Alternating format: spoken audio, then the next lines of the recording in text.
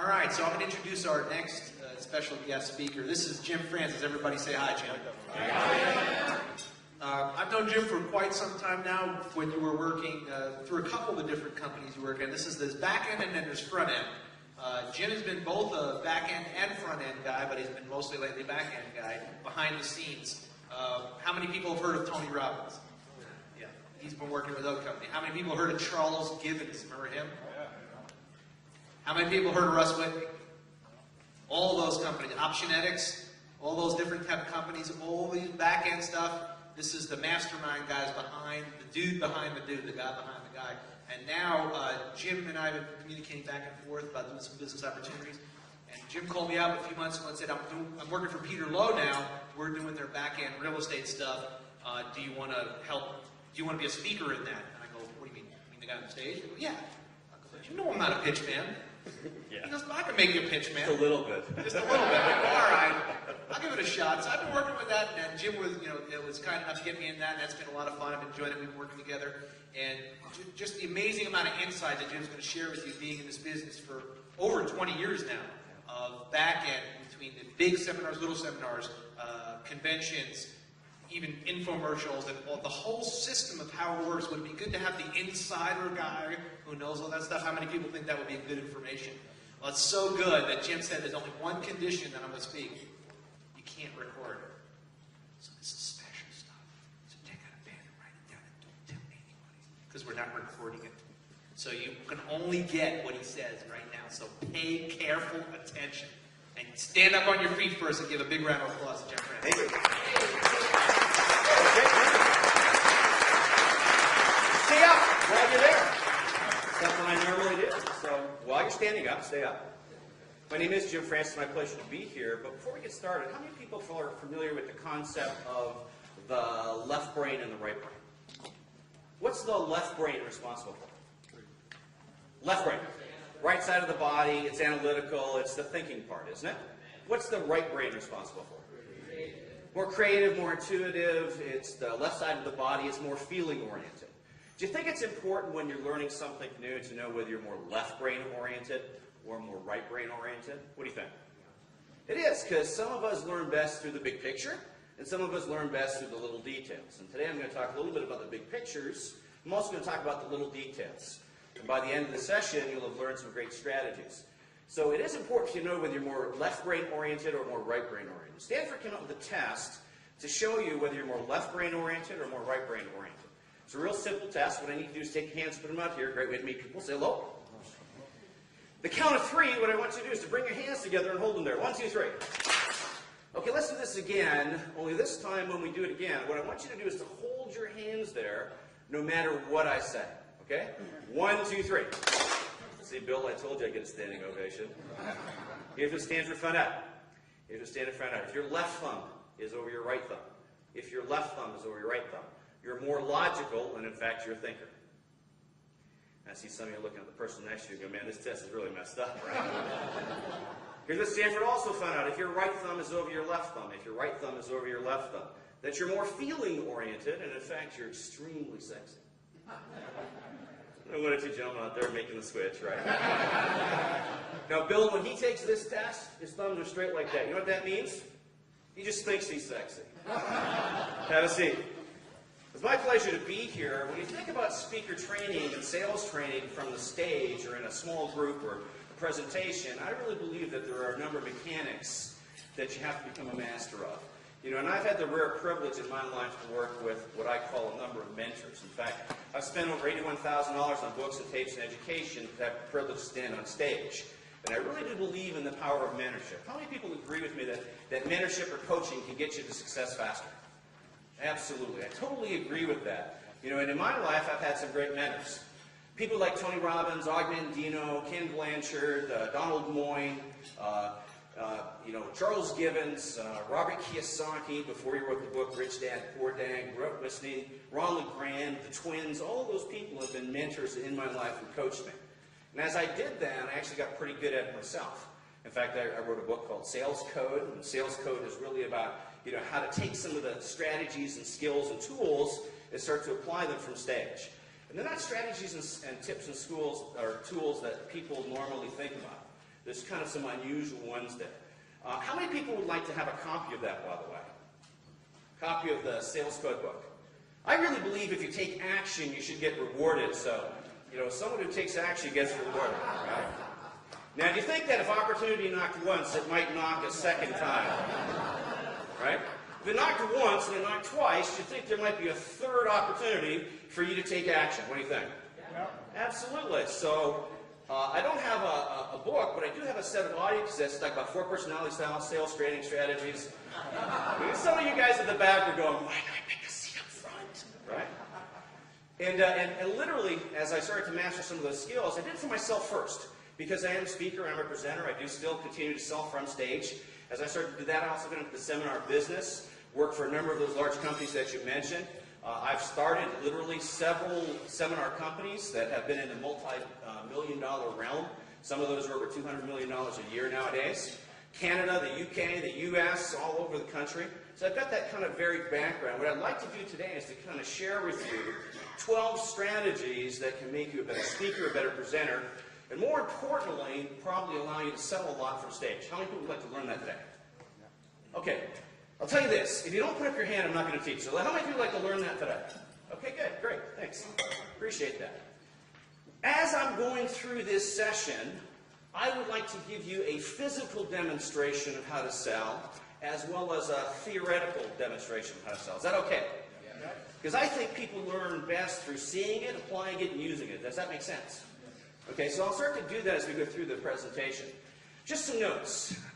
People who attend a workshop of yours are 3 times more likely to buy from you. 3 to 5 times more likely. That's a great opportunity for people. Unfortunately, for a lot of presenters, they get mixed up on the process of I'm a teacher versus I'm a salesperson. And the traditional mistake for most people when they're presenting from stage or in a workshop is they teach, and then what do? Try to sell their newsletter, try to sell their advanced product. And there is a distinction there that you've got to make, and that is, as you're presenting, can you indirectly sell? Yes. Yes, you can. There are tools and steps you can take to indirectly sell, not directly sell. So I'm going to share some of those strategies, because people are 3 times more likely to buy from you. And 2/3 of your income should come from your back-end sales. I had the pleasure of working with Jay Abraham and Ken Blanchard. And both of those individuals say that whatever your revenue stream is from a front-end presentation, from a front-end acquisition of a customer, you should have 2 to 3 times more revenue on the back end. And the back end is really where you can make a tremendous amount of money. So we want to spend some time in terms of learning those tools and tips and ideas, right? The major mistake for most individuals is in business is they don't spend that time once they've acquired the customer to max out that revenue. So we want to try to max out that database, because databases are the most costly to get. Once we have them, then what we want to do is to start to use that database, start to use it effectively. In our business, we kind of do that in the seminar business based on dollars per head. So I want to kind of give you some rough ballparks as to what you should be looking at, and then compare it to what you're doing and seeing if give you some rough ballparks as to what you're doing so that you kind of get a ballpark of what you should be at. In a 60-minute, 90-minute presentation, typically in this kind of industry, you should earn between $100 and $200 a head. If you're not doing that kind of number, then you need to start working at your presentation and improving your presentation. In terms of the back-end side of the business, that means if you're doing like a 3-day workshop or a 2-day workshop or something like that, there are kind of ballparks as to how you should achieve or what you should achieve. In a 1-day presentation, you literally should do about $500 a head. In a 2-day presentation, you should do about $1,000 a head. And in a 3-day presentation, you should do about $1,500 a head or even more. And there are some groups out there that literally in a 3-day workshop are doing $4,000, $5,000, $6,000 a head in a 3-day workshop. Now, for some people, they go, wait a second. I've been to those kind of seminars, they're all pitch. It doesn't have to be that way. In fact, there are a whole series of indirect tools you can use so that it doesn't come across as a major pitch, right? So we want to make sure we use some of those things. You don't have to be high pressure. It can be very subtle. And I call those the 11 commandments, and we'll talk about those in just a minute. Let me just give you an idea. What I want to do is I want to take 2 educational models that I use, 2 5- and 10-minute training pieces that I use to influence people in terms of the sales process. They're educational nature. So when people are sitting in the audience, they're going to say, well, these are strategies. These are tools that we learn in terms of wealth building. But I'll tell you right now that I've set them up really to do what? To sell. And they're set up, and you can do the exact same thing in your business. It'll look like you're training somebody, but you're really selling your product or your service. Does that make sense? Is everybody with me? Yes. Okay, great. So let me kind of give you a demonstration. I'm going to give you two demonstrations. I teach something called the wealth wheel, and I don't care whether I'm doing this in the stock market, or I'm doing this in real estate, or I'm doing this for a small business presentation. I use this wealth wheel as the foundation to lay some ideas, some strategies that I know later on will help me in terms of my sales process. I also teach something called the 11 Commandments of M2. I had the rare privilege in my lifetime to spend time with 50-plus millionaires. As I spent that time with the 50-plus millionaires, I learned some strategies and techniques and characteristics that they have that other people do not have. Might it be useful for you to learn some of those strategies and techniques?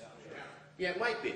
Now, as I teach that, I pretty much can guarantee that you'll see the reference to selling.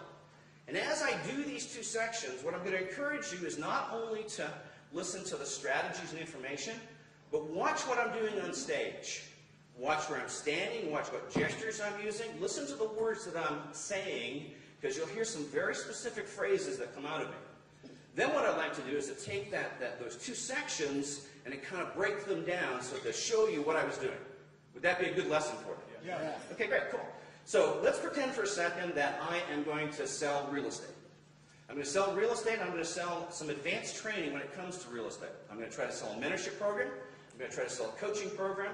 I'm maybe try to sell a distressed advanced training program. I maybe talk about commercial real estate or something like that. And I'm just going to go into the realm of being that instructor for a second. Then I'll kind of break and come out and we'll break it up. So let's start. Hi, my name is Jim Francis. I have the rare privilege in my time to spend time with 50-plus millionaires. In fact, I had individuals like Robert Kiyosaki. Everybody know who Robert is? Yeah. Robert Kiyosaki is one of the leading wealth experts. Would you agree with me? Yeah. Is he one of the leading wealth experts? Yeah, he is, isn't he? So when I was spending time with Robert, I promoted him before he wrote the book, Rich Dad, Poor Dad. So, and as I was talking to him about his strategies, his main theme is passive income, isn't it? That's one way to get to wealth, but there actually are about 6 areas that you can get to wealth. So here's what I want you to do. Find a page someplace, a blank page, a completely blank page. And what I'd like you to do is I'd like you to draw a big circle on the page. And then once you've drawn that big circle on the page, what I want you to do is to cut it up into 6 separate sections. Can you do that for me now? All right. When you're thinking about this as the wealth wheel, there are very specific strategies to becoming wealthy. In fact, I know that there are 6 major strategies with respect to that. So let's take a look at that first quadrant. The first quadrant we want to take a look at is really, when we're focusing on wealth, we want to focus on cash flow. So what I want you to do is in that quadrant, write cash flow. Cash flow. Now, I really believe in the 40-40-20 plan to building wealth, and cash flow is an important element of that. And really, when we're talking about over the next 3 days, wealth building in terms of real estate, there are 3 strategies or 4 strategies you must adopt in cash flow to be successful. In fact, if you don't have these strategies, you're going to be a major failure. Okay, so you've got to have these strategies. Would you guys like to know what the strategies are? Okay, great. Here's the other. The first strategy, one of the first strategies, is rentals. We've got to focus on rental income, which means we've got to be pretty good at understanding, multifamilies and rentals and the rental community. The next is we have to focus on lease option strategies. Lease option strategies. The next area they want to focus on is discount mortgages. We want to learn the business of discount mortgages. If we learn the business of discount mortgages, we'll be very good at building cash flow long term. How many people want to have cash flow long term? Okay, great. The next area we want to focus in terms of cash flow strategy is flips. Okay, so we want to have the ability to flip property. Now, there's a challenge with doing flips because if you do a flip, and I've done my share of flips, meaning you buy that ugly property, that ugly greenhouse, and you fix it up, put some sweat equity into it. Maybe you bought it for $50,000, you put 20 into it, and you sell it on for 100. What's the challenge with that? I've got to do it again. So what are you really doing? Yeah, you're working for a living. Is working for a living the way to get to success? No, it is. In fact, one of the things we want to get to is passive income. So it can be good cash flow. However, you have to realize that it's a job, right? And a job is something we probably don't want. We want to have passive income. We want to have regular cash flow. Does that make sense? Yes. Okay, great. So that's one of the areas we're going to focus on. I'd suggest probably about 40% of your portfolio needs to be in that area. The next major area that we have to focus on is asset appreciation, growth. Okay, in terms of asset appreciation, the strategies we have to focus on for our long-term wealth are really the buy and hold strategy. So we want to focus on the buy and hold strategy. And we want to focus on forced appreciation. Everybody understand what forced appreciation is? Forced appreciation is that ugly property, right? It's that buying a property, fixing up with some sweat equity, and then selling it on. And we are forcing the value, or forcing the appreciation of the property to go up. Did you know that there are 2 other types of forced appreciation? There are. Would you like to learn them? Well, I really can't go over all of them at the moment, but I want you to write these down beside forced appreciation.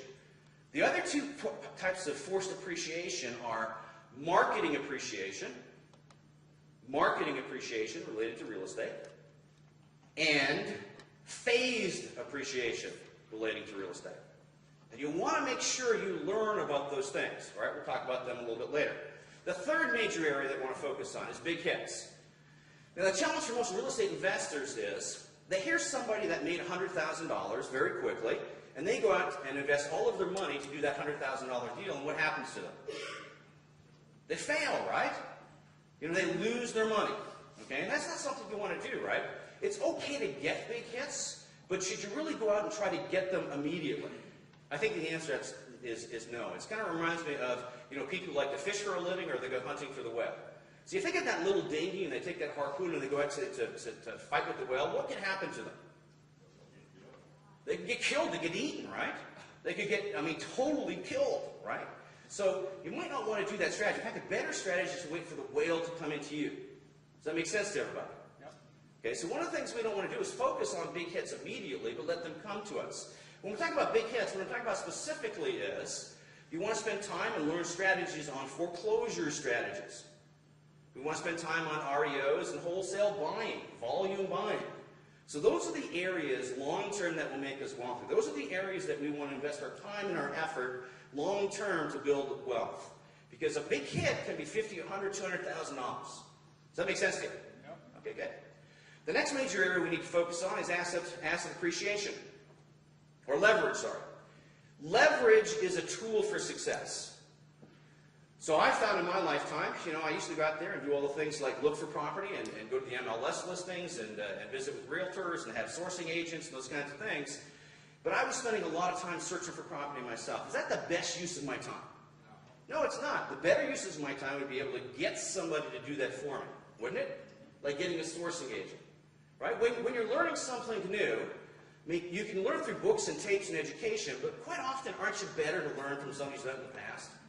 Somebody who's done it in the past and has been successful? If you learn from that person, do you get to success faster? What do you think?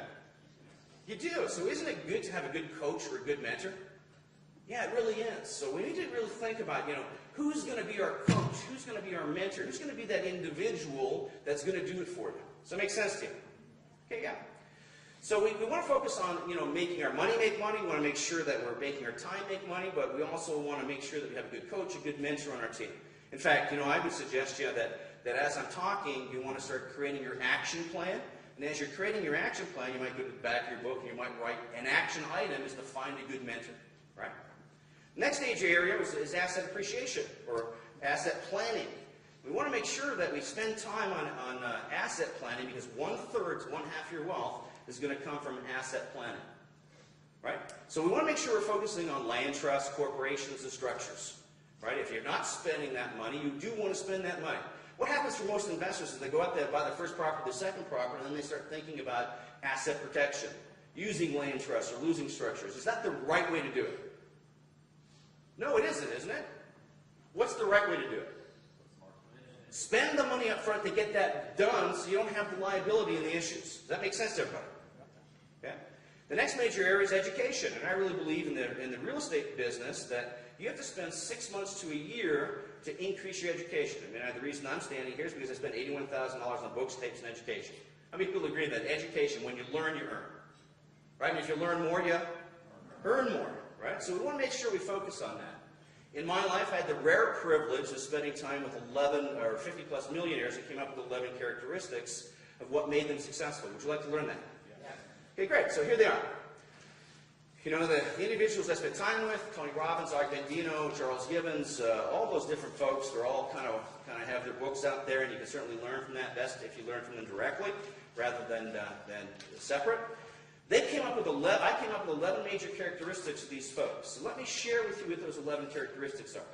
The first is they have big dreams. When you think about it, you know, what's the dream for most Americans nowadays? To have a job, isn't it? That's what I call the 40-40-40 plan. Right? What does the 40-40-40 plan really mean? You work 40 years, 40 hours a week, only to take a 40% pay cut. That's the wrong plan, guys. Man, a job does not make you a multimillionaire, generally speaking. Would you agree with me? You've got to have a better plan than that. So if that's your plan right now, that's a great way to get some cash flow. But it's not the way to become what I call M2 status, which is a multimillionaire and earn over $250,000 a year and literally have $2 million in cash. How many people want that kind of goal, by the way? Okay, if you want that kind of goal, is the job the right way to do it? No, it's not. We've got to start focusing on changing our viewpoint. And in fact, as part of interviewing the millionaires, I came up with some other strategies that made them successful. So for one of them was breaking outside their comfort zone. Doing something new, doing something different, changing the way they looked at things. So we want to make sure we change the way we look at things. Now normally I do an exercise here, just a side note. Okay. The next area is that we take a look at working what? Smarter, not harder. Right? And I really believe that you can earn $250,000 a year, be at that M2 status, by working only 16 hours a week. How many people want to work 16 hours a week and make $2 million? Okay, good, right? The fourth area, or fourth characteristic, strategy I notice of these guys, is they don't let their emotions rule their decision-making. They don't let their emotions rule their decision-making. What does that really mean? Well, sometimes when you're making an important financial decision, can you get wrapped up too much in the emotion? Sometimes when you're making an important financial decision, can you get too wrapped up in the numbers? What do you think? Analyzing it to death. How many people have had an opportunity, they analyzed it to death, and they lost the opportunity? Does that happen? It does. So you've got to have the right balance of the left brain and the right brain, right? Really what happens for a lot of people is they get afraid, right? They get afraid. It kind of reminds me of, you know, one of my mentors, a guy named Tony Robbins. Everybody know who he is? Okay. Anybody done a fire walk with Tony Robbins? If you've done a fire walk with Tony Robbins and you're standing there in front of those hot burning coals and you don't have your shoes on, your pants are rolled up, do you think the fact that the heat, which is 2,000 degrees, it's hot burning on your legs, you think there might be an element of fear there? What do you think? Yeah, there is, and fear really holds people back from success. Do you know there's a trick to fire walking? There is. I mean, he spends 8 hours teaching you this, but it's really a 10-second trick. You want the 10-second trick? How many people would like to have the 10-second trick? How many people really don't care? That's okay. Stay with me. Right? Here's the 10-second trick. Here's the 10-second trick, guys. See, the trick to fire walking is real easy, and it's the trick to everything in life, by the way. See, if I can get you motivated to take that first step, you're very motivated to take the rest. You guys laugh. Isn't that like life, though? See, if I can get you motivated to take that first step in real estate investing, to take that first step forward, and you're on the path, do you think that you'll do the rest? Yeah, it's one of the reasons, for example, people who go to advanced training or go to mentorship are so successful, because they spend that extra money, now they're on the path. Does that make sense to you? Yeah, it does. It makes enormous sense. What does it make? It makes dollars, right? It makes dollars, right? So we want to take the fear out of emotions. We want to take the fear out of emotions. If it makes sense, if there's a return on investment, should we just simply take action? Yeah, we should. In fact, one of the major strategies of all of the 11 that I learned from these 50-plus millionaires, one of the major strategies was something I called the quick and the dead. The quick and the dead. So it's a real simple strategy, and the best way I can do this is to kind of demonstrate it for you. So let me give you a demonstration of the quick and the dead. Who here will give me $10 for this 20? I'm not going to come and give it to you. You've got to take some action. Very good. Very good. All right? What kind of return on investment was that? 100%. That was 100% return on investment. Now, if you get 100% return on investment, should you take action? What do you think? Yes. Absolutely you should take action, shouldn't you? Should you worry about it? I mean, if it makes financial sense, should you just take action? Yeah, you shouldn't be thinking about, well, I'm too far away, or, you know, I don't have the money, or you should just take action. If you're going to get 100% return, you should take action, shouldn't you? Right? If opportunity knocked once, do you think it might knock a second time? And some of you might even want to get prepared for this. Who will give me 5 for this 10? Who will give me a 5? I'm not going to come to you. You're going to. Very good. Right? He grabbed it. Man, if you get 100% return on investment, should you just grab it? Should you just go for it? Yeah, you should, shouldn't you? I mean, doesn't that make sense? See, the problem with most Americans, most Canadians, most people in the UK is they're too busy evaluating, they're too busy thinking about it, and they miss the opportunity. Man, if you're going to get that opportunity, you should take action. Now, if I did opportunity knocked once, and it knocked twice, it knocks it 3 times, who'll give me $1 for this 5? Very good. I also believe, guys, listen, when you take action, what else should you get? Reward. You should get a reward, shouldn't you? Yep. So if you take action, shouldn't you get a bonus? Okay, so if you took action, you should get a bonus. So here's 3 hours of audio cassettes on negotiating strategies and also a great motivational quote. Now, if opportunity knocked once, it knocked twice, and it knocked the 3rd time, who wants $1? Who wants $1? That's good. That's yours. Great. By the way, if you took action, guys, when you take action, should you get the bonus? So shouldn't you get a bonus? Yeah, absolutely. So let me give you 365 motivational quotes, sayings, and also 3 hours of negotiation strategies and selling techniques. Question for you: How much return on investment did he get? There was 100% return, 100% returns, 500% return. What did he get? Infinite return. Well, you know what an infinite return is? That's no money down investment.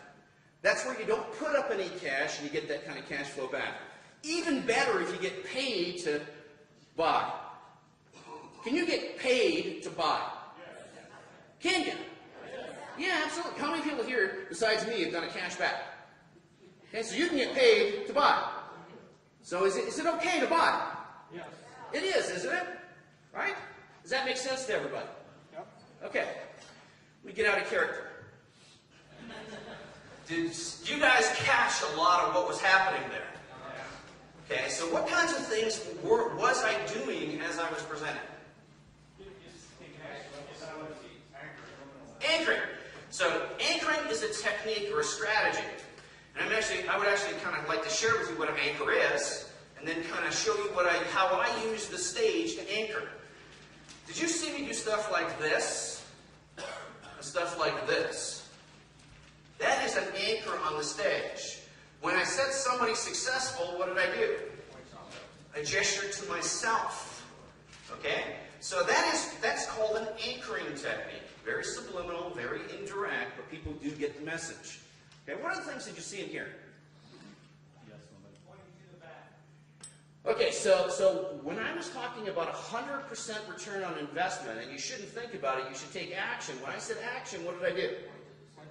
I pointed to the sales team, right? In fact, normally I would have my bonuses, the stuff that I'm going to give as bonuses for there, where? To get them to do what? Be conditioned to do what? Go to the back. Does that make sense to you? Okay, so there are a whole series of subliminal things that you can use to influence people to take action. Now, some of you are going to say, well, Jim, you know what? That's very manipulative. And the answer to that is? Yes, it is. Okay? Now, if you have an issue with that, it usually falls that you're winning at their expense, right? Man, I know my product's a good product. I know that 80% of the people that attend workshops, go to advanced training are successful because they've taken that first step. So do I believe in my product? Not only do I believe in my product, I know it works, and it works successfully for them because 80% are successful. So is that a win-win relationship? It is, right? So I did that kind of demonstration to kind of give you some of the tool sets. Now, would you guys like to learn some of the specific tool sets? Okay, so let's go over a couple of strategies in the next hour or so that can help you improve your game in terms of performance, right? Take mega notes. By the way, there is a section in there that's called sales code. Sales code is kind of towards the back. Turn to that section. There's a lot of handouts that I normally would have at the back, but they're in that manual as well. One of the greatest mistakes that people make as a presenter and as a teacher, as an instructor in workshops and sessions like that is they have a belief system that is, first of all, that, I'm here to teach and that's all I'm here to do. If you're in business, is your job just to teach? No, it's to deliver a good quality product, but all businesses must be successful, and therefore it is your obligation as an owner to do what? To upsell, to market, to do more sales. So one of the first things I want to suggest to you is, if you are teaching in workshops, don't just teach and then at the last 10 minutes present your product and service. It doesn't work. If you do that, you will not be as successful as if as you're doing your presentation, you influence them to buy. So the first step is make sure that what I call always be closing. The ABCs are always be closing. You want to make sure you're always be closing. It is not just your job to teach, it's your job to sell. And in fact, if you do have that mental philosophy, I'd suggest to you that needs to change a little bit. Because it's your obligation as a professional business person to sell more of your products and services. So we always want to be closing. We want to do the ABCs, always be closing. Now, how do we do that in terms of our presentation?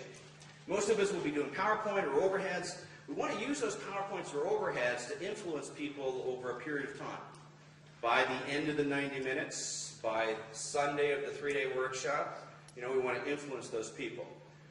So here's a couple of things you might want to do. First of all, in my introduction, did I talk about the fact that I worked for a Fortune 500 company for 8.5 years, that I own a substantial real estate portfolio, that I have multiple businesses in the UK, Canada, and the US? Did I mention any of those things? No. What did I talk about? I spent $81,000 on what? Education. Books, tapes, and education, and I had a great who? Mentor. Now, is that an indirect way of saying to them it's okay to spend $80,000 on books, tapes, and education, and that you need to have a great mentor? Is that different than the typical introduction where most people in their introduction are talking about themselves? They're going to find out about me in the 2 hours. They're going to find out about me in the 1 day or the 2 day or the 3 day anyway. I do want to create some social proof, which is the part about the 50-plus millionaires. But the thing I want to do is right from the get-go, I want to introduce my products and services. See, most people are very afraid to do that. And I suggest to you within the first 2 or 3 minutes, they should know that you have other products and services that are available. It doesn't have to be a big pitch, but you want to make sure that it's up front so that there are no surprises. That makes sense to everybody. Okay, so we want to make sure that we're not concentrating on ourselves, we're concentrating on changing our script, our presentation to influence people or say it's okay to buy other stuff, right? Yep. One of the things you want to do is you want to take each PowerPoint presentation, and I have a philosophy that goes something like 45 seconds of content, 15 seconds of moving them closer to action. 45 seconds of content, which means good solid strategy, good solid information, good techniques, good value for what they've paid, and then 15 seconds of action items. Now, literally, when I'm building a presentation for the first time, I go through my PowerPoint presentation and do the content. So I get all the content down. Then what I do is I print it out on those 3 slides to a page. If you're using PowerPoint, everybody know that program? Yep. 3 slides to a page. It's the output. And then what I start to do is, okay, on this slide, I'm doing 45 seconds of content. What's my 15 seconds of influence? What's my 15 seconds of action that's going to bring them closer to the sale? Now, I guarantee that if you start to think that way, you start to think that'll start to come into your language, to come into your presentation, and it'll start to move them towards it. Does that make sense to you? Yeah.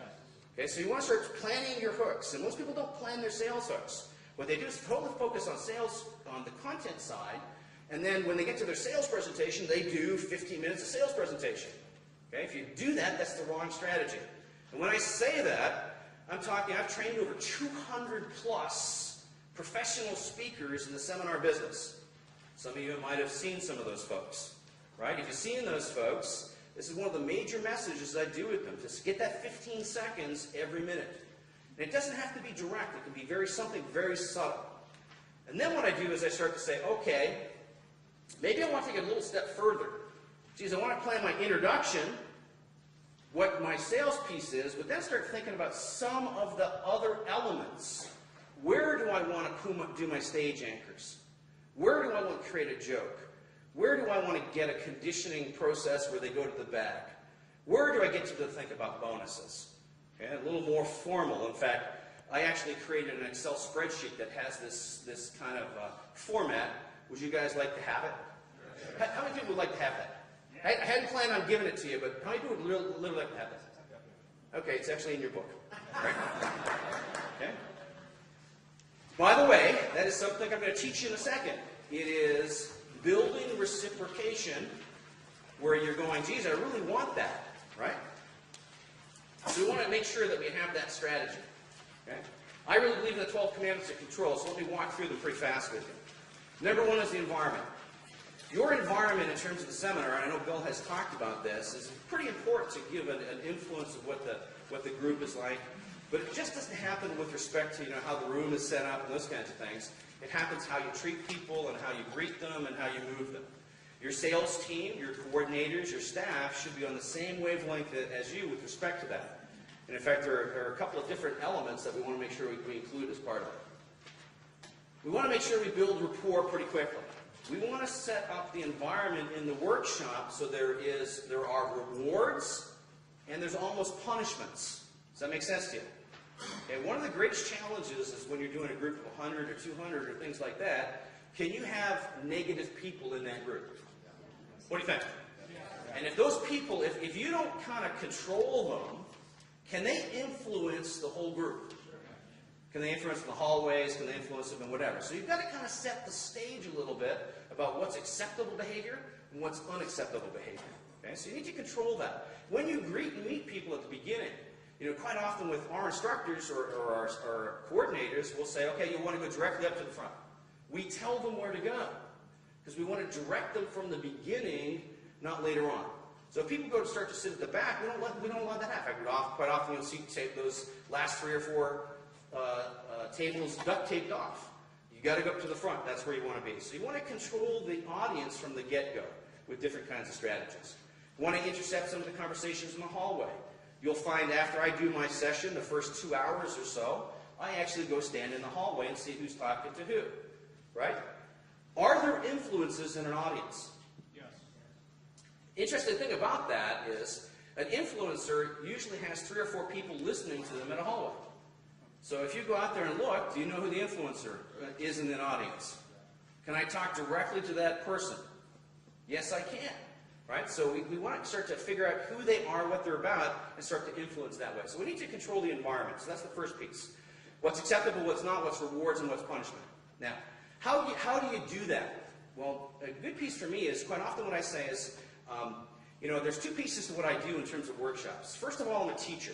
And as a teacher, I'm going to give you great strategies, great techniques to get you onto the path to success.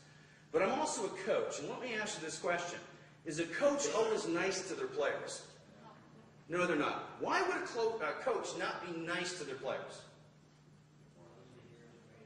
Because they see more in the player than the player sees in themselves, don't they? And quite often, does a player need a little kick? Yeah, they do. So is it okay for me, as a coach, when I see you wandering off the path, on the wrong path, for me to gently and nudge you back? Is that okay? Yes. Okay, is it okay as me, a coach, if I see somebody who's like a red light thinker, to kind of deal with that individual? Sure. Is that okay? Sure. How many people here, for the benefit of us, so that we can get to that M2 status, so we can be that multimillionaire, for me to kind of put people back on the path, how many people would allow me to do that as a coach? Let me just see a show of hands. What am I getting here? Agreement frame, right? So allow them to do what? Raise your to be firm. So, by the way, when I do this, does that also tell me who the red apple is? Yeah, it does, because they don't put up their hand, right? Okay, so automatically I'm starting to gauge who the audience is, right? The next area that I want to focus on is building rapport and then leading. Building rapport is really about connecting with them. So we do want to make sure that we connect with them. I want to make sure that I'm like you. So, you know, there's ways to do that. There's called matching and mirroring. We want to mirror values. We want to do visual, auditory, kinesthetic, you know, kind of advanced kind of topics. But we want to make sure that we match them. So, you know, quite often I tell them about the fact that I was sitting in a workshop just like you're sitting there. I spent $4,000 to be in a 4-day training program. You know, and at the end of the four days, I kind of wondered whether it worked or not. Does that match who they are and what they're about? It does. So I talk about the fact that I have 3 kids. I talk about the fact I'm married. I've been married for 20 years. You know, to build the rapport level with them. Once I have rapport with them, can I start to lead them a little bit? Yes, I can. In fact, I'm pretty directive about leading. Question for you. Why did I have you stand up right from the beginning? I actually build it, but I would have done that anyway. Why would I get you stand up right from the beginning? To command. You know, to say, you have to follow me as the leader in the presentation. Does that make sense? Okay, so you want to make sure that you're starting to build rapport. If you take a look at some things that I was doing in terms of building rapport, first of all, did I set the stage up to be the left brain and the right brain? Where's the left brain? It's a logic piece. Where is it? On your right. It's here. Where's the right brain? Here. Am I starting to separate the stage? Okay. Why did I do that joke? Is it because I wanted to have a laugh? No, it's purely to condition them to take my direction. Do this. I said, turn a page and draw a circle. Okay? Do I really need to do that? It's in the workbook. Do I need to do that? No, why am I doing that? I'm starting to lead you to follow my direction. Does that make sense to everybody? Okay? You'll see some instructors that'll post their schedule up on a PowerPoint presentation. Right? You know, 9 to 5 we're going to cover this, 9 to 5 we're going to cover this, 9 to 5 we're going to cover this. I don't do that. What I do is let me just talk about the schedule, and I go over my overhead and say, okay, what I want you to do is just pull out a piece of paper there and grab your pen. Pull out a piece of paper there and grab a pen. Yeah, that's right. Okay, here's what the schedule is going to be like. Okay, so what I'm doing is I'm directing them. Once I've built the rapport very quickly, I start to direct them. Right? Permission frame. I gave you the teach versus coach piece, you know, so you ask permission to be a little firm with them so you can move them on the right path. Right? So we want to make sure we're asking, if I can show you how to make $1 million, will you allow me to do this? It's kind of the language pattern I'm going to use, right? If you could get this, would you allow me to do that? Right? So we want to use this kind of language. We want agreement frames as we're doing a presentation. What they're called are tag questions. A great guy that does this is Tommy Hopkins. You know how many people have listened to Tommy? He's a pretty good guy, isn't he? Okay. Okay. How many people have listened to Tommy? He's a pretty good guy, isn't he? Bill's a really good guy, isn't he? What is that? I'm stealing his credibility, his anchor, his whatever. Can you do that? Sure you can, right? Tag questions. Tag questions basically mean when you're talking to people, you use questions to get them to say yes.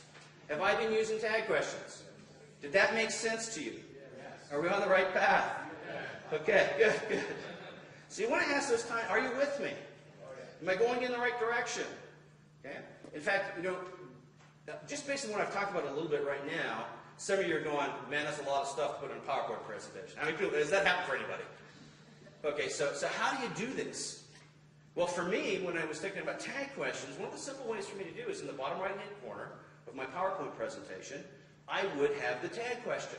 What are, I'd say, sense, right direction, right?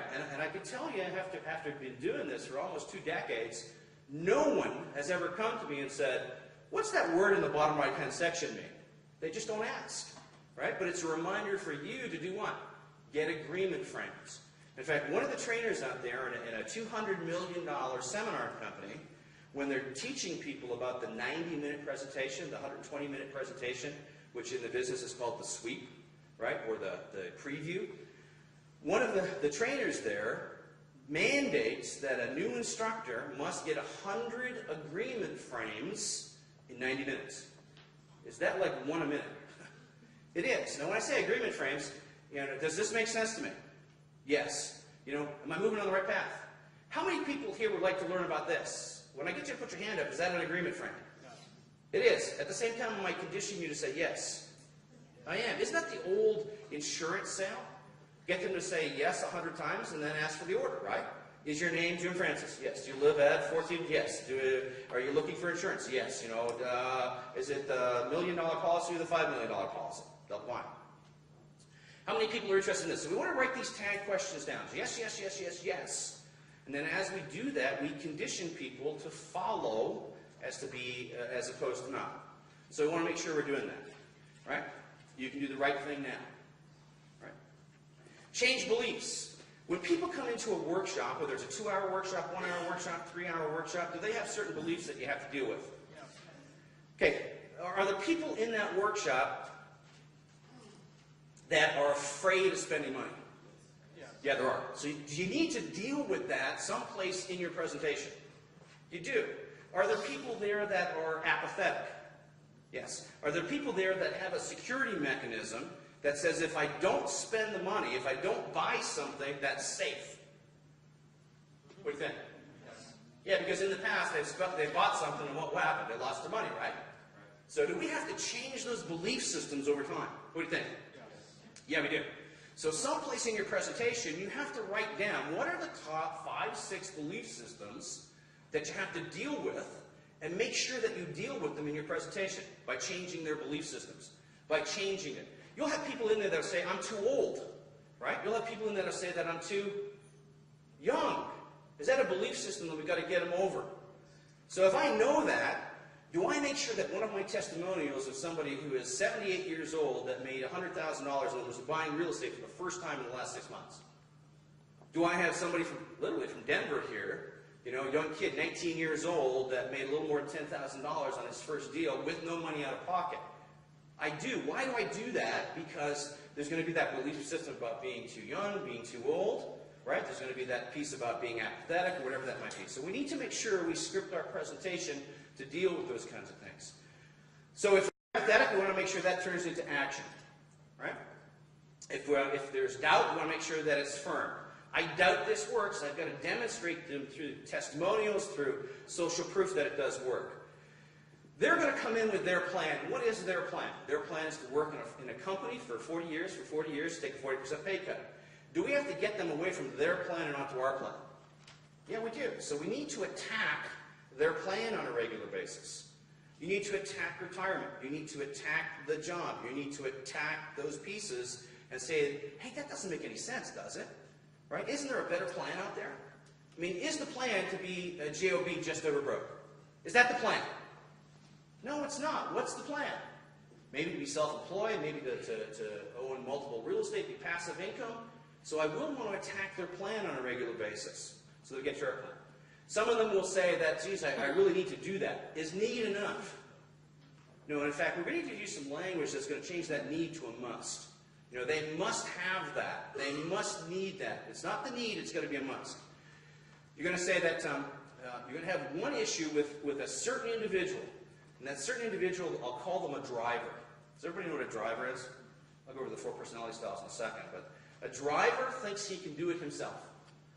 The challenge with the driver is when they come to a workshop like this, they listen to what you have to say in their first 2 hours or their first day, and then what do they think they're going to do? They're going to take that information and go do it themselves, right? Okay, so you need to attack that driver in terms of how they're going to be successful or not. Because if you don't, by the way, who are most of the buyers? The drivers. Drivers tend to be buyers, don't they? That's right. Because they're type A personalities, aren't they? That's me. So if we don't leave, if we don't, yeah, and you're going, hey Jim, get to the bottom line, right? Right? So you got to understand people. So let me just give you a quick snapshot of understanding people.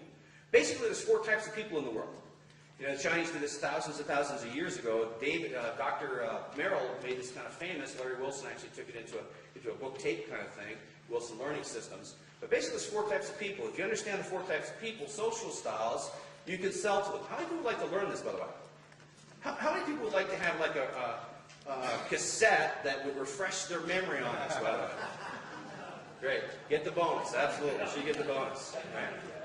Okay. Okay, so here are the 4 types of styles. Okay, did you see what I just did there? I flashed something. I flashed it for less than 5 seconds, and then what did I do? Okay, what does that create in individuals? Interest and curiosity. Okay? So show a slide and don't ever talk about it. Right? Internal. Basically, what Merrill proved, when you're thinking about individuals, there are 2 characteristics, and if you know these 2 characteristics, you know what style they are. If you know what style they are, you know what motivates them. If you know what motivates them, can you influence them? The answer to that is yes. So, first of all, on the straight line, what you want to put at the top is internal. Internal. At the bottom, you want to put external. If it's internal, I want you to write these words. Okay? I want you to write these words. Besides internal, I want you to put controlled. Besides internal, put the word controlled. Beside external, what I want you to put is I want you to put the word emotional. Emotional. Right? On that cross line, horizontal cross line, on the left side, I want you to put the word slow. On the right side, I want you to put the word fast. Fast. Okay, besides slow, I want you to put methods, speed, language, all those kinds of things. Besides the right side on fast, I want you to put decision making, results orientation, those kinds of things. All right, so let's talk about this first quadrant up here in the top right-hand corner. This person is really what I call a driver, right? They're a driver. Now, a driver is very fast-paced, very quick to get to decision-making, and does not show a lot of emotion. What is it that really motivates a driver? Results. Results. Why results? So I want the answer now. They want the answer now. Yeah, get to it. Yeah. Because they're delegating the little stuff to everybody else, and they want the organization or whatever to go on and get results. So a driver kind of thinks of life as what? A game, and what must they do? Win. When the number one thing for a driver is they must win in everything they do. So in negotiations, they must win. In them buying your product, they must win. And you have to show them how to win in the deal, right? There's 2 parts to winning.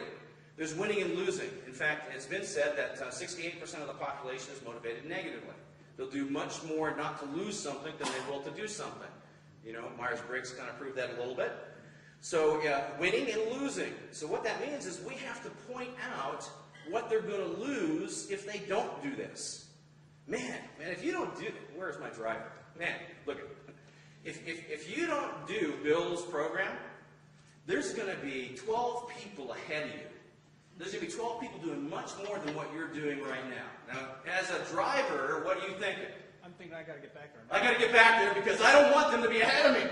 And right? I want them all to know me, and I want to be Yeah, and in fact, you know what? Of the 12, I want to be the top dog. I'm top dog. Yeah, absolutely. So with the driver, you got to point out what they're going to lose by not doing it. That makes sense to everybody. Okay, it makes sense to the drivers for sure. And the next individual is an analytical. An analytical is really slow-paced. They're very methodical. They're very systems-driven. Very systems-driven. Their number one value in life is to be what? Right. They must be right, and they can't be wrong. Okay, so if you're negotiating with them, this is one of my favorite techniques when it comes to real estate investing. You know, I do a 17-page inspection report off a software program I have, and it points out all the problems with your house. And if I know they're an analytical, and I'm saying, hey, listen, you're asking $110 for the house, this report clearly shows that there's at least $10,000 worth of repairs and things like that. And what does the driver do?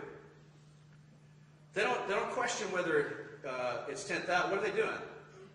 They're looking at the report going, well, that number's not really right. It should be 99. Okay, so I take off the 99, and then I move to the next one. See, the driver's about the system, about the numbers. They have to be right. So you've got to show them how to be right in the deal or how to be right in the process. And if you're trying to negotiate with them, you show them what they're doing wrong in terms of the negotiation strategy. Does that make sense? Okay?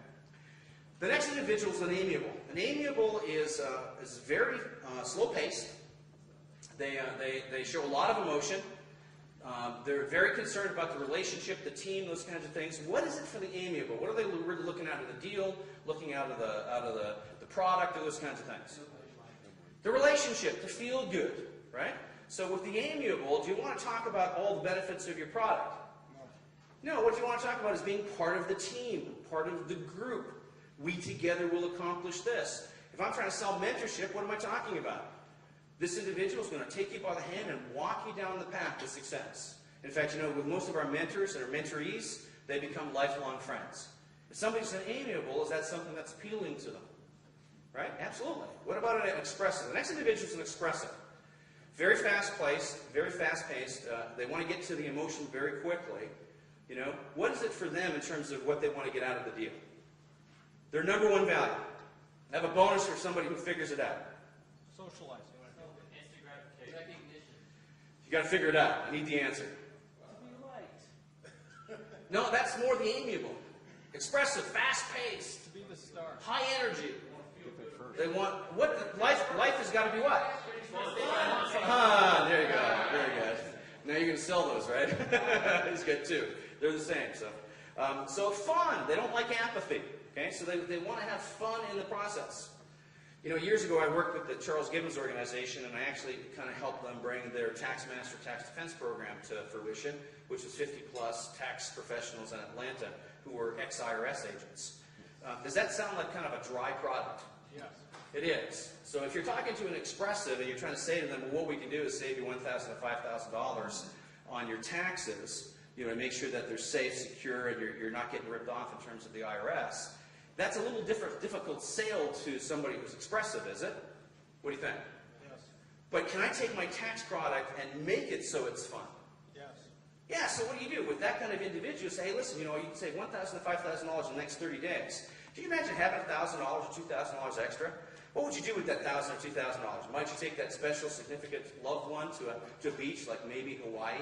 And as you're sitting on that black beach in Hawaii and the sunset's going down and you're sipping a glass of champagne, do you know what's going to happen? Is that different than my tax product as my tax product? It is. So do we need to change our style in terms of who they are? There is. Do audiences have certain styles? Yeah, they do, depending on their business to business or business to consumer. Generally speaking, the quadrants are 25, 25, 25, and 25. Now here's the problem for most presenters. What style do they use to communicate it? Their own. If they only communicated their own style, who are they missing out on? 75%, right? So you've got to be good at changing your style to meet the needs of those other individuals. Now what happens if you don't know?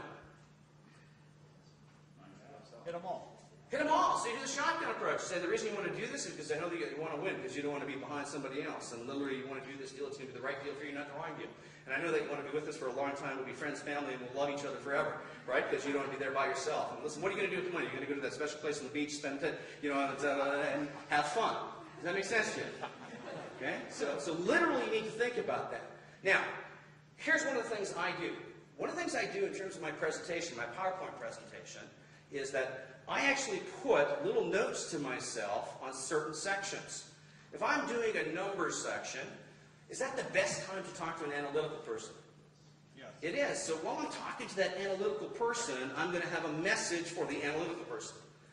So I'm going to communicate to them about our products and services and how that when we do our products and services, we make sure that you don't make mistakes. Man, with our software program, there's no way you're going to make a mistake. In fact, it just pops up the window, it has all the little detail, and when you do that, it gives you all the right numbers. You'll figure out what the ROI is. You'll figure out what the cap rate is, because you don't want to make a mistake on that. And am I talking to the analytical person? Okay. One caution with respect to seminars. When you're doing seminars, whether it's 1 day, 2 day, or 20 or 120 minutes, there is one individual who's a bit of a challenge. And who do you think that person is? Driver. The driver. Why is the driver a bit of a challenge? It's a stinking long time. Taking a long time to get to that point, right? And you know, if you're an amiable, you want that to happen. You want it to be, you know, a relationship, that find out who you are and all that kind of stuff. So you got to deal with the drivers pretty fast, right? So normally in a workshop or something like, hey, listen, I know there's really 4 types of people in here. You know, there's the people that that like things to go very slowly, and then there's people that want to go really fast, right? They want to get to the bottom line. Now, for you people that are going really fast, want to get to the result right away, we're going to get there. But you need to give me some breathing room. You need to just back off for a minute, Because I'm going to show you a technique in a few minutes that'll make you $50,000. You know, and if you kind of blow me off, you're going to miss out on that technique. Okay? So what did I just tell the driver? But I also gave him what he wanted, didn't I? Which is what? If you stay with me, you're going to win. Okay, so you got to do that. You realize your drivers are going to be a bit of a challenge in terms of that. How many people would like to have some scripts, some language to talk to drivers, to talk to expressives, to sell you? How many people would like to have that? Okay. I know, seriously, how many people would like to have that? Okay. If you go to the back right now, you can pick it up. All right? Okay, stop. It's in your book. It's in your book. Just wanted to see if I could do it. Now, handouts. Normally, I do not give a workbook with everything in the book. I have handouts at the back. Why do I want to have handouts at the back? Get them going. To get them used to doing what? See, here's a traditional problem with the sales process. What happens is the speaker does his presentation, and then he gets into sales mode. And then he says, and you need to go to the back. Well, if they haven't been going to the back regularly, does it become a barrier there? Yeah, it does, doesn't it? So you want to get them conditioned to going to the back on a regular basis. That makes sense to you? So it's normal. And in fact, quite often I'll have my salespeople hand out the pieces and talk to them. Not just sitting on the table, but handing out so they talk to them, they interact with them, they build rapport with the sales and the coordinators at the back. Right? So we do want to change that. Changing beliefs, we kind of talked about that. We've got to change those belief systems, you know, what they are. Whether it's I'm too young, I'm too smart, you know. The driver's going to think he's too smart, he doesn't need to listen to you, he doesn't need a coach, he can do it himself. So you want to make sure you're working on these kind of areas. These are the top 5 you want to attack. Top 5 you want to attack. Apathy, no action. You must have a piece in your presentation to get them to take action. To realize that sitting there doing nothing is costing them millions and millions and millions of dollars. So there must be a piece in your presentation. You have to attack their current plan to success. Because they're happy with their current plan. So you've got to make sure that you show them a way that that plan is costing them money. That might be the 40-40 plan or the job piece. Most, I would say most, but I'd say a good half of your audience thinks they can do it themselves.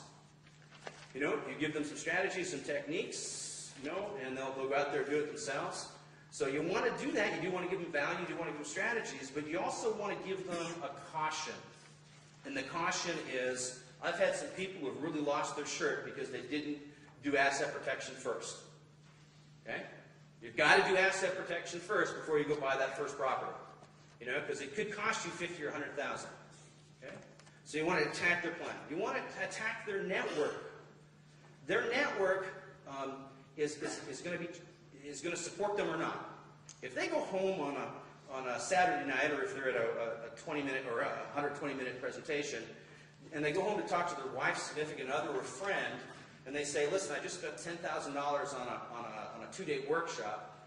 What do you think that friend might say? Are you nuts? Right? Can that friend talk them out of that buying decision? You got buyer's remorse. So don't we want to talk about who their friends are, who that significant other is? Man, if that person's never made $1 million, should you be listening to them? What do you think? My dad is a PhD, you know, a very smart, intelligent guy, right? Bought his home, retired, all those kinds of things, but he's never been at millionaire status. Should I listen to him about financial advice? He's done okay, but if I'm trying to get to that level, should I be listening to him? No. So does that discount his voice tonight when I go home to talk to my dad? It does quite a bit, right? So we want to make sure that we're attacking who that other supporting network is. Does that make sense to you? I'll even take it a step further. We want to make sure that we're putting words in their mind about what should happen that night, right? Do we want to attack negative attitudes? Yeah, we do. So we want to make sure we're positive. So we quite often have the red light and the green light. We have the bad apple, the good apple. We make those analogies and want to make sure people are on the path in terms of good attitude. Condition and response. There are things you can say to individuals as you're doing your presentation that condition them. So you might do things like, if you can't, you must. Anybody go Tony Robbins, one of his favorite sayings, if you can't do something, you must. Right? So I talk about a situation where I was going along Fort Lauderdale. I was in Fort Lauderdale, and I've been doing residential properties, houses, those kinds of things, condos. and I want to buy a 38-unit hotel complex. Now, I'm a seasoned professional investor, and even when I saw that 38-unit hotel, what thing fired off in my head? I can't do that. But I have a philosophy that says if I can't, what? I must go do it. Does that change your whole life? It does. And I actually cut that deal and then assigned it to somebody else. But the point I'm trying to make is if you do that, I can't, I must, I can't, I must, when Saturday night comes around and they're thinking about, I can't afford this, what do they have to think of? I must. So repetitive language can influence people over time, right? If you have fear, one of my major messages over and over and over is, when you have fear, you have to take a step. If you're afraid, you have to take a step. Okay? I demonstrate that with the Tony Robbins Firewalk story, but I reinforce that regularly in my presentation. So what's going to happen to them on Saturday night when they're thinking about buying? Is fear going to pop up? And what do I want them to associate when they hear that fear? What do I want them to associate to think? I got to take a step, right? That's the way people get successful. So you want to create these kinds of themes, repetitive languages, to influence people. Directives, tell them what to do. Directives means from the beginning, tell them to stand up. Directives mean, hey, grab your piece of paper and do this. You want to be directive and you want to have the authority and be in control. You also want to tell them how to respond. Hey, listen, when you go home tonight and you're thinking about buying this product or service, there's going to be two ways you can think about it. Here's the first way. Here's the second way. Now, the first way, you're going to go back to your normal life and you're going to be your normal individual, go back to your job, and you'll never be successful. Because people come to these programs all the time. However, if you choose the other thought process, this is what happens. They start going on the path of success. They buy the first property, the second property, and they're successful. Have I mimicked what their thought process is? Yes. And I'm directing them as to what their thought process should be tonight, today. Can I do that in a 90-minute presentation? Yes. Yeah, I mean, I've got lots of friends who'll say something like, hey, listen, so here's what's going to happen. We're going to spend 90 minutes together. At the end of 90 minutes, a certain portion of you are just going to walk out. Now, if you do that, you're going to lose out on da-da-da-da-da. However, the people who said, come on with us, you're going to earn da-da-da-da-da. Am I conditioning them to think the way I want them to think? Because really, there are lots of other things they could do. They might have objections. They might have whatever it might be. Repetitive language does work, so you want to use some repetitive language. I gave you some repetitive language in the book, but I'll give you a few more. Education is expensive, but ignorance is even more expensive. Action gets you a bonus. Everything I do, action gets you a bonus. Why am I going to do that? Do you think there's going to be a bonus with my product? Do I want them to get the bonus? I do. Right? Scarcity. There's only a few of these. There's only a few spots left. There's only 12 of these. Right? So you want to use scarcity. Millionaires do this. People who are successful, this is what they do. Right? And if you're not doing it, then you're not going to get there, so you've got to do it. A simple technique would be say, hey, listen, how many people here are real estate investors? Okay, great. If you're a real estate investor, do you know the power of education? Yeah. Yeah, because it's the education that got you to where you're at, isn't it? Okay? That next level of revenue, of whatever it is, isn't that going to take more education? Okay? So I'm saying that education is very powerful. When you learn, you earn. When you learn more, you earn more. So I want to use those kinds. I wonder if you can. Some embedded language. You want to say some language, and I've used it a few times already, by the end of this session. Did anyone hear me say that? Is that an indirect command to buy? It is. Buy now. You're probably imagining. Is that an indirect command to buy? Okay? At a subconscious level, we recognize that word buy. Right? The way to success is very clear.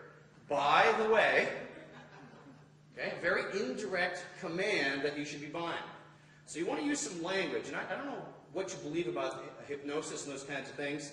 I think Donald, you mentioned that, didn't you? Right? Does it have an influence on people? Absolutely. It absolutely does, right? So you want to start to master some of that. One of the ones I use regularly is, hey guys, in the real estate game, you make your money when you buy, not when you sell. You make your money when you buy, not when you sell. Has anybody seen the gestures I've been doing as I say that? Every time I said buy now, by the way, what am I doing? Buy now, by the way, take action, I'm pointing at the back, right? You'll get it at a very subconscious level, no question. By now, there's some great stock guys out there that I had the privilege of working with, and some of those guys really have taken this to another level. And what they'll do is on their presentations, they'll say, you know, there's an entry point. How do people do the stock market? So you got entry points and exit points, right? So when you do an entry point, you know, this is where you buy, isn't it? Isn't this really where you buy? It is, isn't it? Okay, and when you buy, what happens? Then when you buy, you profit. How many people like to buy and profit? How many people here like to buy and profit? Some of you are getting it, and some of you are going, oh, I don't know about you, Jim.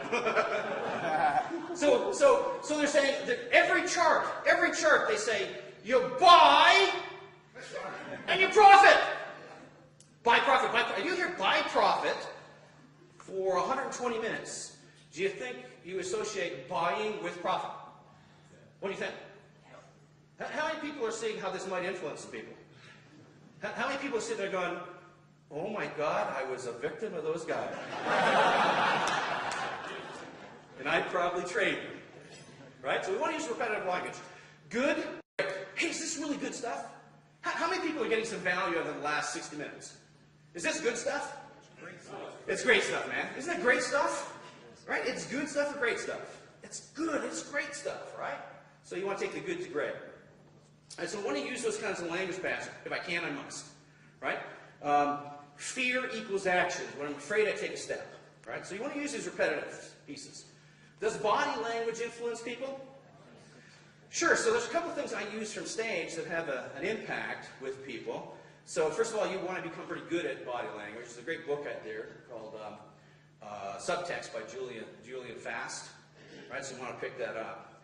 But there are things you can do in terms of body language to control an audience, a group. So for example, if I want questions, what do I do? Anybody have any questions? Am I telling you it's okay? I want questions. Hey, are there any questions? What did I tell you? There's no questions. Somebody's doing behavior I don't like, right? And I see it in the audience. What did I just tell them? Bad boy. Right? There's a point that I disagree with the individual. Did I tell them anything? Yep. So can body language have an influence? What do you think? Yep. Yeah, absolutely. So you want to be pretty good at body. And when you're trying to deliver something very direct, do you want powerful body language?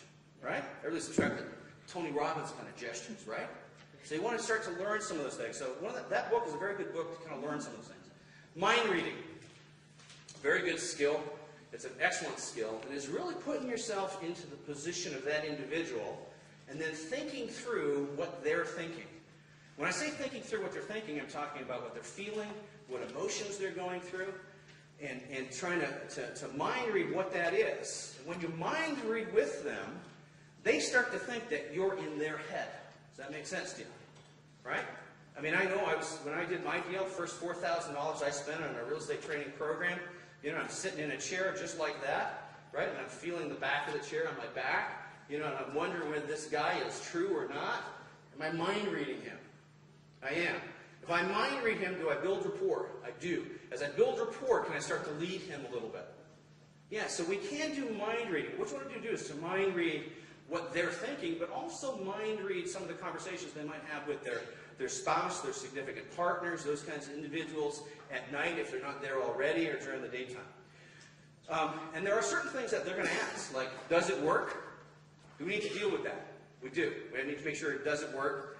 Why aren't you doing it? A very common thing for people is, geez, if this is such a great deal, whether that's real estate, stock market, or small business, or internet, or whatever that might be, why aren't you doing it? Why isn't that your full-time presentation? And you better have a good answer to that, right? It better be something about you're giving back to others because you've had the opportunity to be touched and you want to touch others, right? You know, I retired when I was in January '98 for the first time. I found that being your type of personality, type A personality, it wasn't what I wanted. Then I thought about what do I love to do? I love to talk to people about real estate. I love to talk to people about business. I love to talk to people about those kinds of things. It's the reason I'm here. Yeah, I get paid well, but the reason I'm here is really to touch the lives of other people because I was touched by this big giant guy named Tony Robbins, right? So you want to mimic them. You want to future pace. You want to say, hey, this is how it happened, this is why it happened, this is what you need to, this is how you should respond to it. And one of the major things is the buying decision. You want to script what should be happening in their head in terms of buying decision. You want to script, when you're talking to that significant person tonight, and that might even be yourself, I want you to kind of weigh the pros and the cons. So let's talk about some of the pros. Let's talk about some of the cons.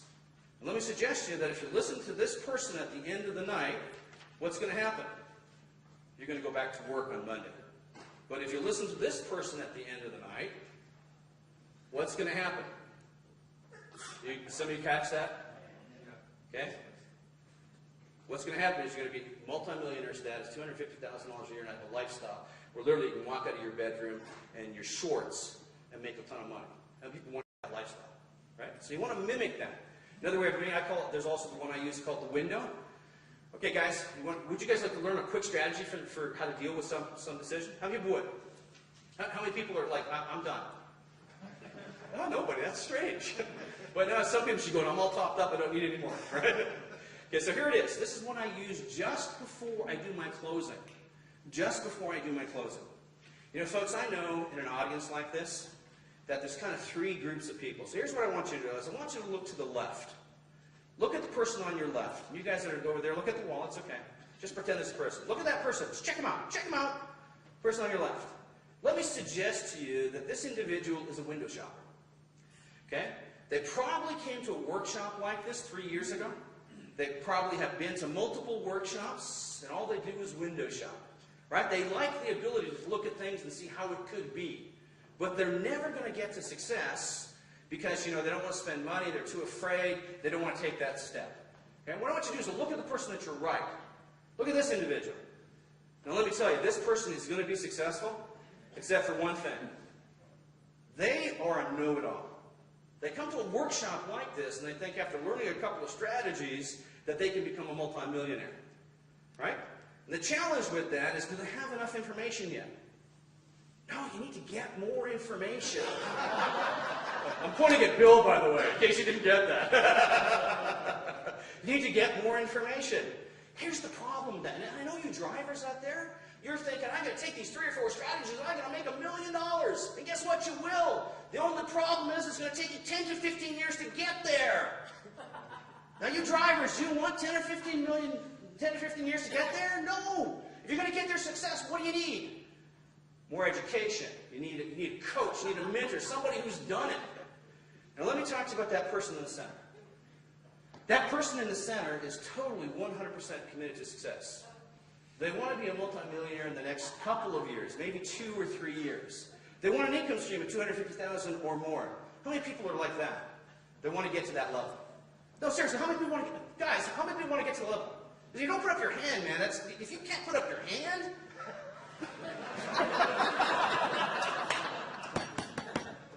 well, this individual is looking for a path. This person realized the value of education. This person learns when you learn more, you earn more, right? So let me just talk about some of the programs we have to continue your education. Set a nice frame for things. As I basically said, you're an idiot, you're smart, right? Yeah? Society pressures. Is it okay for me to share this kind of stuff? Oh, it's great. How many people are enjoying it? How many people aren't? Guys, you're doing the whole he's manipulating me thing, right? You need to come see me because we can get over that, right? Together. You can't do it yourself, you need me too, right? Okay, so there are 2 other strategies. If you don't mind, I'll just wrap them up. I might take you maybe 10 minutes over lunch. Is that okay, Bill? Cool. I'll ask these guys. Is it okay for me to go like 12:10? All right, cool. 20-30. What's that? 20-30. 20 or 30? If I could show you how to make $50,000 in the next 10 minutes, would that be okay? That'll be okay. Okay.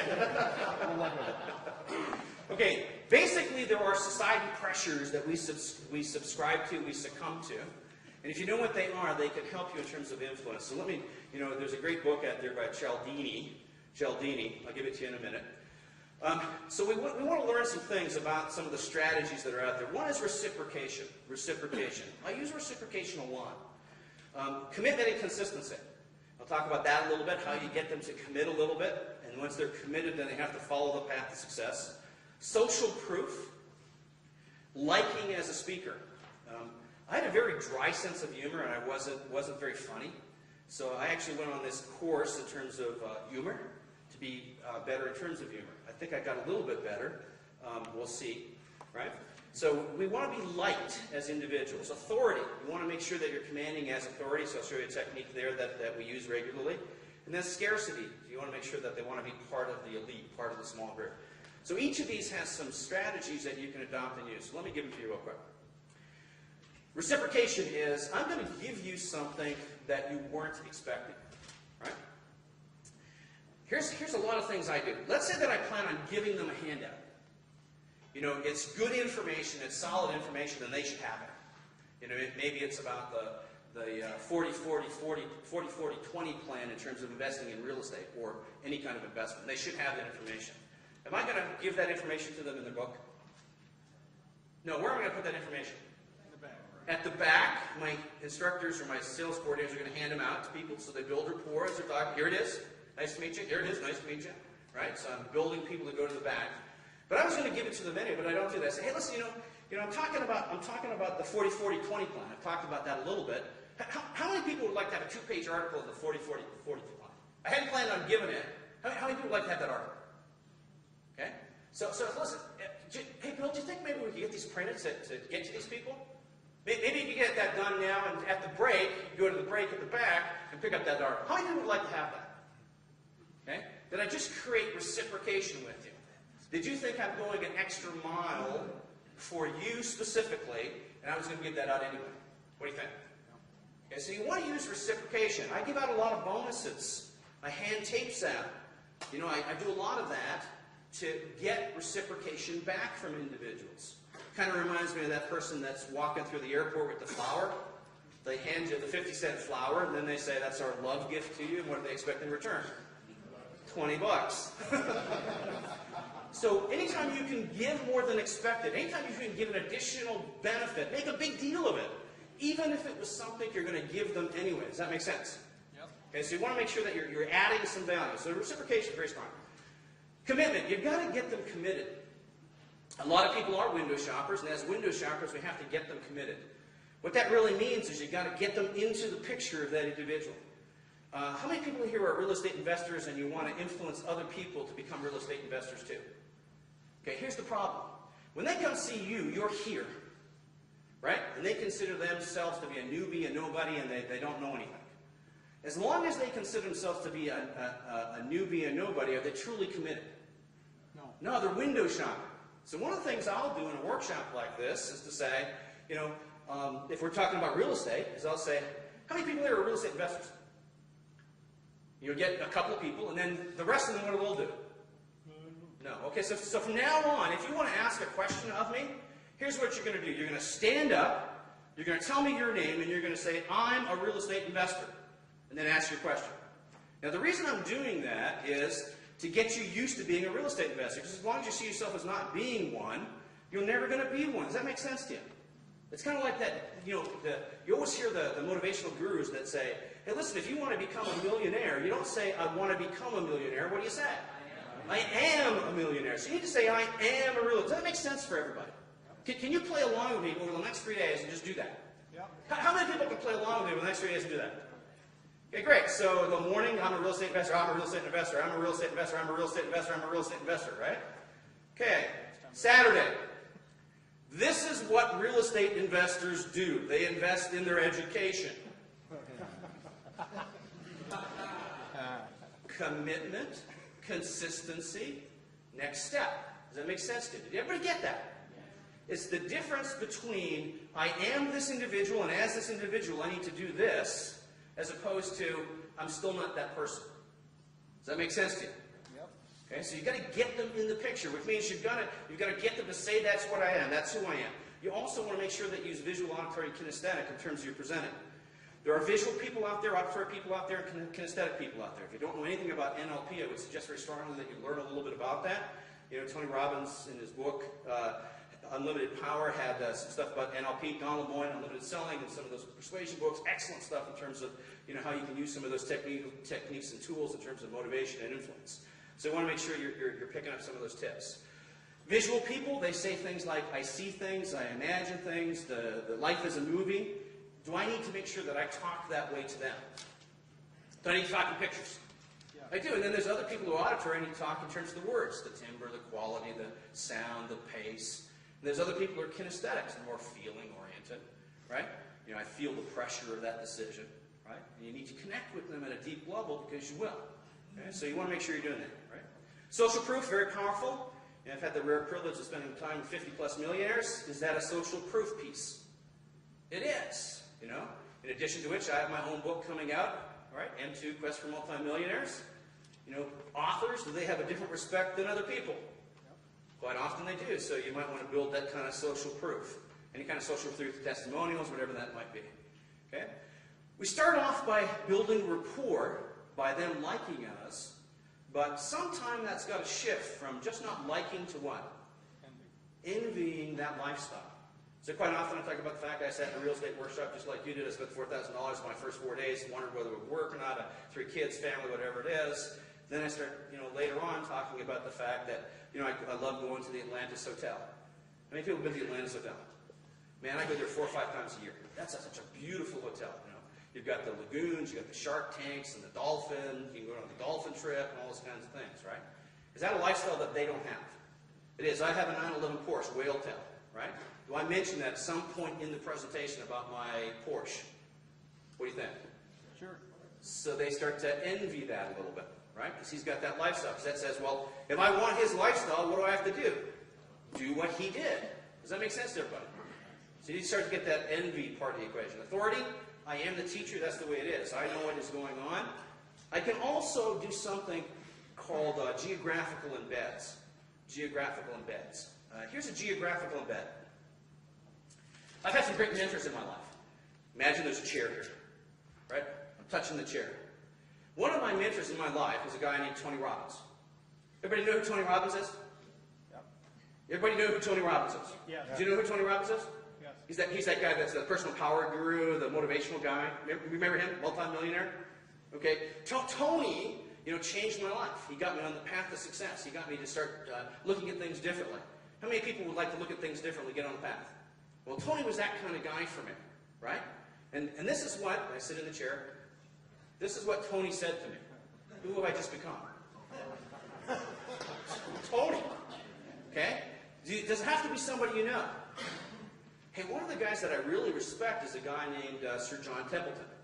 Does everybody know who Sir John Templeton is? Sir John Templeton Funds, billionaire. You know who Sir John Templeton is? Templeton Funds, everybody get that? Billionaire guy? Okay? You know, very successful in terms of business.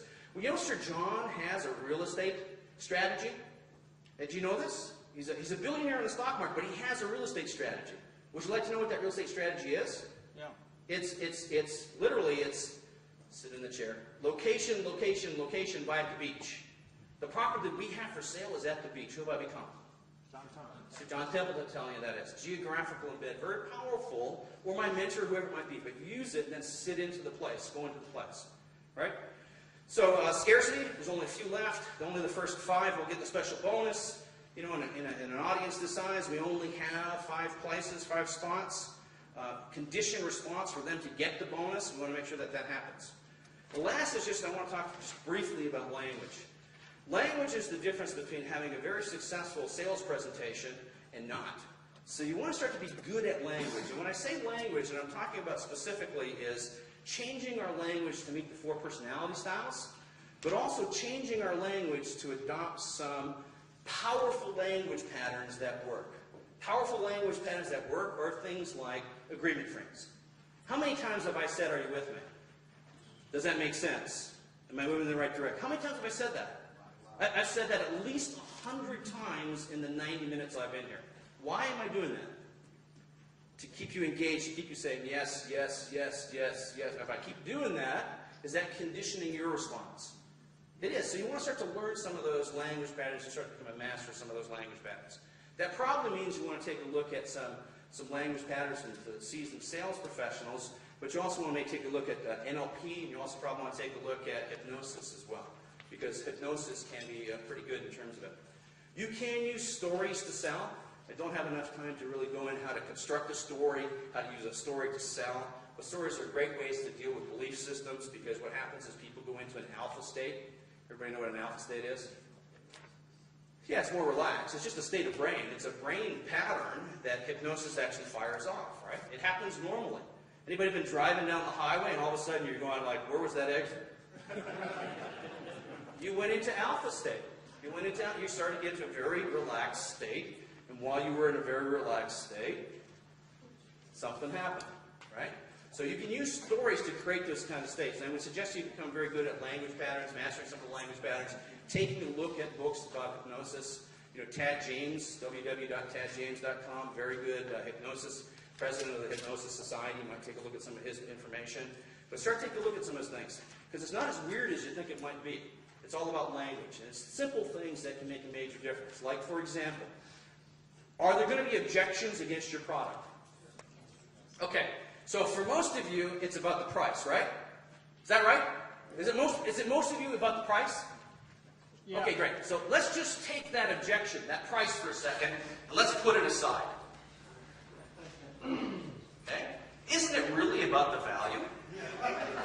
It's not about the price, is it? It's about the value, isn't it? Did everybody get that?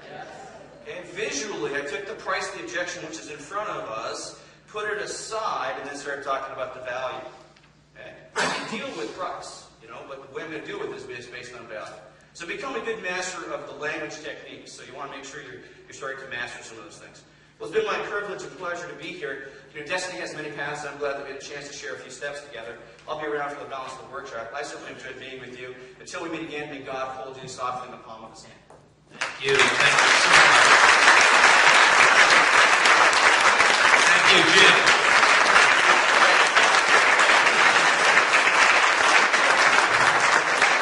Have a couple last bonuses. Thank you. Appreciate it.